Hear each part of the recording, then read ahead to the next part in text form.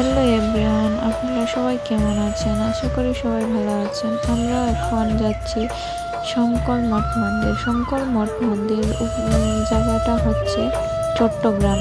চট্টগ্রামের চন্দ্রনাথ মন্দির যেখানে অবস্থিত, সেখানেই এই মন্দিরটিও শঙ্কর মঠ মন্দির অবস্থিত। কারণ চন্দ্রনাথের একেবারে সামনেই হচ্ছে এই মন্দিরটি।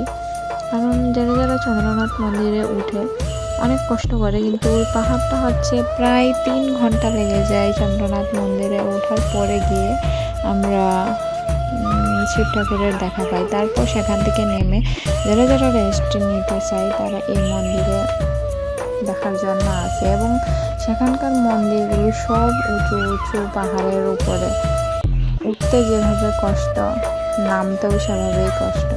কিন্তু কষ্ট এটা হচ্ছে আমাদের কিভাবে সে হেঁটে হেঁটে তার পা ব্যথা করে, কারণ অনেক উঁচু উঁচু পাহাড়ে তাকে কিছুক্ষণের জন্য হাঁটতে বলেছিলাম, তখন সে বললো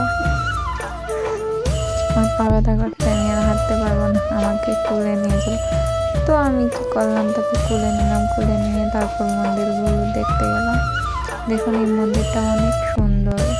সেখানে ইস্কন থাকে, কারণ সেখানে যারা যারা রেস্ট নিতে আসে এবং যারা দূর দূর থেকে আসে তারা সেখানে রেস্টের জন্য তারা থাকে এবং তাদের জন্য প্রসাদের আয়োজন করা হয়।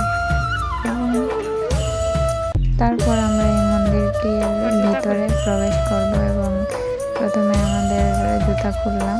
জুতা খোলার পরে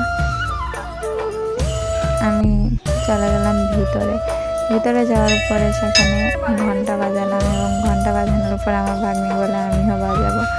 চেষ্টা করলো কিন্তু পারলো না। তারপরে আমি দেখালাম যে এইভাবে বাজাই, পরে সেও নিল। সে নিয়ে তারপরে আমি পারতেছি না, তাও সেখানে ডং ডাং করে। তারপরে আমরা দেখলাম কি ঠাকুর আছে এখানে। তারপর দেখুন এখানে যতটা মন্দির আছে এখানে সব মহাদেবের রাখা। দেখুন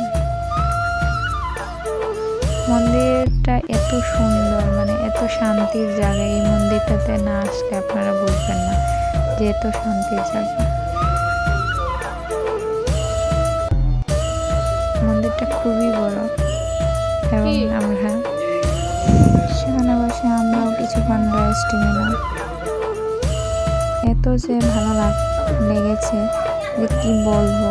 সেখানে রেস্ট নেওয়ার পরে যত ক্লান্তি, যত পরিশ্রম আমরা করেছি সব ভুলে গিয়েছিলাম এই জায়গাতে যাওয়ার পরে।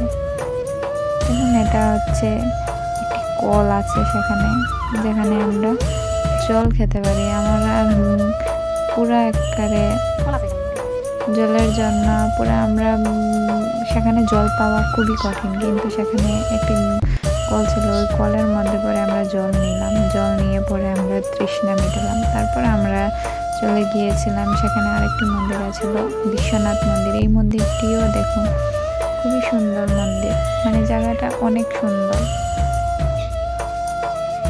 আমি আমার বোনকে বললাম যে এই জায়গাটা দেখাও আর আমাকে একটি ভিডিও করে দাও। পরে আমার বোন আমার ভিডিও করে দিয়েছিল। আর আমি হেঁটে হেঁটে যাচ্ছি আর এবং দেখাচ্ছি যে মন্দিরটি এত সুন্দর। দেখুন আর এই মন্দিরগুলো সবই একেবারে উঁচু উঁচু।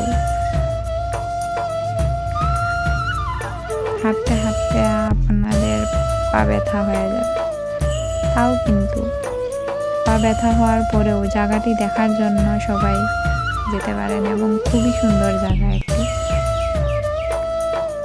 আমার তো খুবই ভালো লেগেছে। ধন্যবাদ সবাইকে আমার ভিডিও দেখার জন্য।